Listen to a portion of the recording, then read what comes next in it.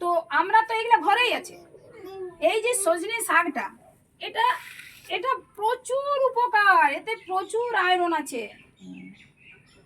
আমরা আয়রন করি যে ইয়ে করি, আয়রন পাচ্ছি না, ক্যালসিয়াম পাচ্ছি না। এই ঢেঁড়সে প্রচুর ক্যালসিয়াম আছে, বুঝেছো? এই ঢেঁড়সটা আমরা সেদ্ধ করে খেতে পারি। এই বরবটিতে প্রচুর পরিমাণ আয়রন আছে, প্রচুর পরিমাণ ক্যালসিয়াম আছে, প্রোটিন আছে। এই যে ডালে প্রচুর পরিমাণে প্রোটিন আছে। এই যে হলুদ, এই হলুদটা হচ্ছে আমাদের অ্যান্টিবায়োটিক, যেটা শুনে থাকবে তোমরাও ডাক্তারে যে এটা অ্যান্টিবায়োটিক দিতে হবে, না হলে এই জ্বরটা ছাড়বে না। এটা হচ্ছে প্রচুর পরিমাণে অ্যান্টিবায়োটিক, প্রাকৃতিক অ্যান্টিবায়োটিক এই হলুদটা, যার জন্য আমাদের পূর্বপুরুষের আমল থেকে এই হলুদ খাবারটা ব্যবহার করা হয়েছে।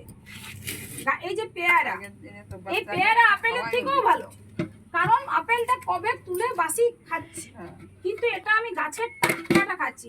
টাটকা আর বাসির মধ্যে একটাই তফাৎ, গাছের যে রসটা সেটা টাটকাটা এটার মধ্যে থাকে, যেটাতে আমাদের প্রচুর শরীরে প্রচুর উপকার। এই যে বাদাম, এটার একটু দাম বেশি, কিন্তু বাদাম তুমি চীনা বাদামও খেতে পারো, তবে এক গাদা চীনা বাদাম খাবে না। চীনা বাদামে ভিটামিন বি কমপ্লেক্সটা, যে বলে না ভিটামিনের অভাব, এই একটা ভিটামিন খাইও বলো তো এই ভিটামিনগুলো, এই মাল্টি ভিটামিন তোমার এইগুলোতেই রয়েছে। তুমি দুটি চীনা বাদাম, দুটি বুট, মানে 10-12টা চীনা বাদাম দিলে, এক মুঠা ছোলা দিলে, হ্যাঁ 3-4টা কাঠবাদাম দিলে ভিজাই সকালবেলায় খেলে, তোমার না হবে ক্যালসিয়ামের ঘাটতি, না হবে নার্ভের ওষুধ।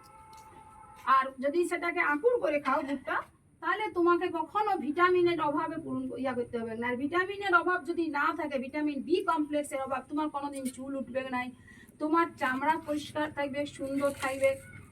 হ্যাঁ, তারপরে এই যে তেল, এই তেলটা শিশুদেরকে যদি আমরা খাবারের সাথে খাওয়াই 2 ফোঁটা করে ফেলে ফেলে, বা ঘি, তাহলে কি হবে, আমাদের এই যে গঠনটা, এই জায়গাটা সুন্দর হয়, মাসল পেশিগুলা গঠন করতে সাহায্য করে এই চর্বি।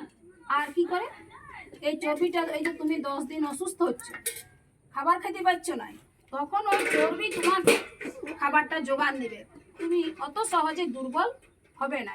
সেই জন্য এই খাবারটা আমাদের খাওয়া দরকার, কিন্তু বেশি পরিমাণে নয়। আর একটা জিনিস মনে রাখবে, এই যে তেলটা, এই তেলটা যত পুড়বে এ তত খারাপ হবে, কি তত বিষাক্ত হবে। কেন না, ওর মধ্যে খারাপ কোলেস্টেরল জমা হবে, যেটা আমাদের হার্টের জন্য খুব খারাপ। বলে না, এবার হার্টের দোষ হয়েছে, এবার অপারেশন করতে হবে, ওর হার্টে ব্লক হয়েছে।